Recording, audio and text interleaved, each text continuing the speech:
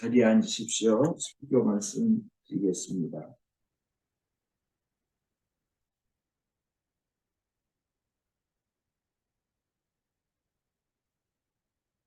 오늘 복음 성경에 보면 예수님이 이제 돌아가셨습니다.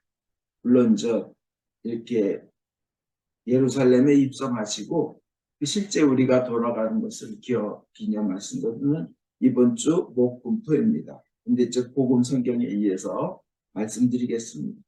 연약한 인간, 죄 때문에 죽어야 하는 우리 인간을 구하기 위해 예수님이 돌아가신 겁니다.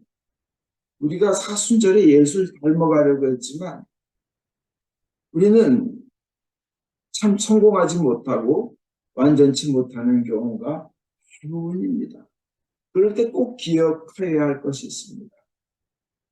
예수님이 그렇게 무능한 우리를 대신해서 십자가에서 아주 무능하게 부모처럼 저항 한번 못 해보고 돌아가셨다는 겁니다. 예수께서. 전능하신 분이 무능한 우리를 대신해서 무능하게 돌아가셨다는 겁니다. 그리고 죽음을 당하심으로써 죽음을 이기시게 됩니다. 그런 거예요. 그래, 때려봐라. 내가 맞아줄게. 그리고 그 결과를 봐봐라 하는 겁니다. 그리고 맞으시는 거예요. 근데요, 우리가 그렇게 실패했을 때, 우리가 온전치 못했을 때 우리는 어떻게 해야 될까요? 우리는 꼭 기억해야 되는 것이 가늠한 여자도 용서하신 주님, 7번씩 70번 일을 하라도 용서하라고 하신 주님, 그 주님을 생각해야 됩니다. 정의 하나님은 심판하셔야 됩니다. 아버지는 심판하셔야 돼요. 정의롭고 공의로우시니까. 근데 아들은 자기 목숨을 던져서 이 죄 많은 인간들을 살리려고 합니다. 그 아버지의 공의와 아들의 사랑이 부닥치게 되면 어느 것이 이길까요? 자식이 이기는 아버지 없습니다. 그렇죠? 이제 사랑이 이깁니다. 그런데 그 아들을 믿고 그 사랑을 믿는 것이 아버지가 볼 때 가장 큰 점의라는 거예요. 놀라운 신비죠, 그죠? 그 아버지는 혼자의 비유에서 나오잖아요. 근데 신명기 끝에도 참 좋은 예가 있어요. 모세가 그렇게 신신당부하는 명령, 이렇게 해라, 이렇게 해라, 이래야 잘 될 것이다. 그리고 그렇게 하지 않으면 너희들은 저주와 진노와 고통 속에 망하는데 경제적으로 망하고 육체적으로 건강이 망하고 가정이 망하고 정신이 피폐해지고 머리가 돌고 후손까지 망할 것이다. 그러니 주님의 계명을 지키라.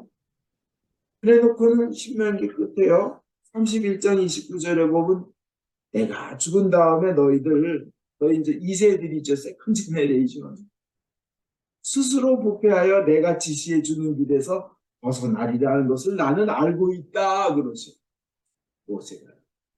그러면서 너희들이 하나님으로부터 멀어질 것을 나는 알고 있다. 그렇게 계명 지키라고 얘기해 놓고 그래 놓고는 그 다음에 33장에 보면 그럼에도 불구하고 이스라엘 각 부족을 하나하나 축복하면서 복을 빌어줍니다. 이게 애비의 마음이에요.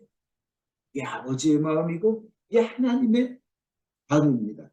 하나님은 우리의 연약함, 우리가 실패할 것, 우리가 죄 지을 것을 아시고 끊임없이 은혜를 베푸신다는 거예요. 이 예가요. 한번 저 따라해 보세요. 나를 죽도록 사랑하시는 하나님. 나를 죽도록 사랑하시는 하나님. 그 사랑을 믿습니다. 그래서 우리 인생이 어둠으로 덮였어도 희망이 없어 보여도 또 나 자신이 죄 속에 있다고 느꼈을 때도 우리는 그 사랑을 믿고 하나님을 바라보며 예수님을 바라보며 일어나야 합니다. 예수님께서 우리에게 늘 하시는 말씀이 이거야. 너 끝났다고 느끼니? 아니야. 끝나지 않았어. 절대로 끝나지 않았어. 네가 꿈을 버릴 때 그때 끝난 거야. 그런데 너는 결코 끝나지 않아. 왜냐하면 나 예수가, 창조주 예수가 네 곁에 세상 끝까지 있을 것이기 때문이야. 주님은 이렇게 말씀하십니다. 그래서 우리가 인생을 망치는 것은 우리의 실패가 아니라 주님에 대한 꿈을 잃어버리는 것, 주님에 대한 희망을 상실하는 것이 그게 망치는 겁니다. 우린 끝까지 믿고 매달려야 됩니다. 비록 잘하지 못했다 하더라도 하나님의 끝이라 하시기 전에는 끝이 아닌 겁니다. 그러나 하나님은 우리 예수를 믿는 이들 그 누구도 모두 한 명도 예외 없이 마지막 날에 다 살리리라. 이게 주님의 약속입니다. 누구나 넘어지고 실패합니다. 완벽한 인간 없습니다. 완벽한 성직자 없어요. 완벽한 교회도 없습니다. 누구나 부족합니다. 누구나 능력의 한계가 있고 생각의 한계가 있고 육체의 한계가 있으며 나이가 들면서 죽음 앞에 한계가 있습니다. 누구나 인간은. 그런데 그때에도 주님의 조심과 전능하신 나를 사랑하신 나를 위해 목숨을 바치심을 믿고 우리는 다시 일어날 수 있습니다. 왜냐하면 우리는 영생이 있기 때문에 그렇습니다. 우리가 믿는다 그래요. 너 믿어? 너 예수 믿어? 그럼 사람들 나 예수 믿어. 그러면 교회 다녀. 그러면 그걸 예수 믿는 거로 알아요. 그거는 그러나 너무나 부족합니다. 믿음은 우리 세 가지를 생각할 수 있어요. 믿는다는 것은 세 가지를 생각할 수 있어요. 첫째, 예수를 전능하신 분으로 믿는다는 것은 나 믿어 하면 예수님이 전능하셔 하는 걸 믿는 거여야 돼요. 그죠? 둘째, 나 믿어 예수 믿어 그러면 뭐야? 예수님은 약속을 반드시 지키는 분이라 신뢰할 수 있다는 거예요. 끝까지. 전능하신 분이고 그를 신뢰할 수 있다는 거예요. 나와 약속을 지키시 두 번째. 세 번째 뭐예요? 나를 사랑하셔서 내 구원자라는 거예요. 아무리 전능하시고 아무리 약속을 지켜도 나를 사랑하지 않으면 뭔 소용이 있어요. 나를 사랑하고 나를 구원하신다. 그 세 가지를 믿는다는 거예요. 예수를 믿는다는 거죠. 그걸 풀어서 설명하면 예수는 전능하신 분으로 믿는다는 거. 사람이 보통 자네를 믿네. 뭐 일시킬 때 그러잖아요. 회사에서. 그건 뭐예요? 너의 능력을 믿고 너 잘해낼 것임을 믿네 아니에요. 그죠? 우리는 예수님의 전능하심을 믿는 겁니다. 불가능이 없으시고 기적을 일으키신다는 것이죠. 땅과 하늘의 모든 권세를 받으신 분이라는 겁니다. 그래서 예수님께서 말씀하셔요. 누가복음 7장 23절에 나에게 의심을 품지 않는 자는 참으로 행복하다. 전능하신. 두 번째로 예수님은 약속을 반드시 지키시기 때문에 우리는 그를 확신할 수 있다는 거예요. 예수를 믿는다는 건 확신할 수 있다. 약속을 지키시는 분이라. 그건 뭐예요? 주님께서 끝까지 땅 끝까지 인도하실 거라는 부하처럼 내버려 두지 아니하시리라는 거예요. 그래서 그걸 믿어야 되는데 그걸 믿지 못하면 그거 죄인 거예요. 예수님을 못 믿는 거 아니에요. 끝까지 주님께서 약속을 지키시리라는 것을 못 믿으면 말이 돼요? 생각해 보세요. 로마서 14장 23절 믿음에서 우러나오지 않는 행위는 모두 다 죄가 됩니다. 예수님을 믿지 못하고 불안에 떤다면 여러분은 죄인인 거예요. 그러니까 세 번째로 뭐냐? 예수를 나의 구원주, 나의 사랑, 나를 사랑하는 분, 나의 주인, 나의 오너라고 믿는다는 거예요. 나의 구원자. 세상의 구세주이면서 동시에 나의 구원자라는 나의 구원자. 이게 중요합니다.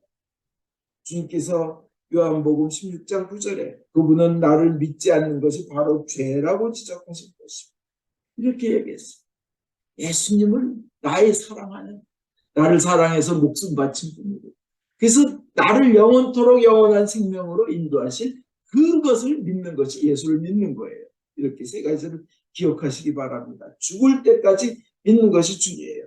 만약 왕이 가장 사랑하는 왕자가 있었는데 그 아들 그냥 왕자가 한 명이었는데 그 왕자가 백성들을 너무 사랑했어요.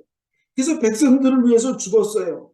근데 백성들이 그 왕자를 만약 믿지 않는다면 그 사랑을 안 믿는다면 왕은 무척 분노할 것입니다. 내 사랑하는 아들이 너희를 사랑해가지고 죽기까지 했는데 안 믿어? 아마 그게 하나님이 하신 말씀이 그거예요. 예수를 믿지 않는 것이 죄라. 그런 거예요. 그 다음에 어떤 황제가 있었어요. 황제 전능하신 아주 그냥 굉장히 큰 나라예요. 황제예요. 근데 그 앞에서 노예가 아주 착한 백성이 나는 황제 당신 못 믿어요. 그러면 그거 어마어마한 죄죠. 그죠? 마찬가지.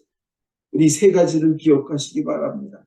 야베스의 기도를 들어주셔서 그 축복하시고 지경을 넓혀주시고 그리고 평안을 주셔서 염려를 없애주시는 그런 하나님이 우리에게도 역사하신다는 거예요. 우리가 죽을 때까지 비록 부족하다 하더라도 그 세 가지를 꼭 기억하시기 바랍니다. 예수님은 전능하시다.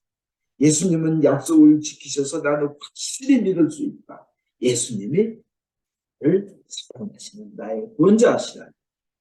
네. 니케아 신경과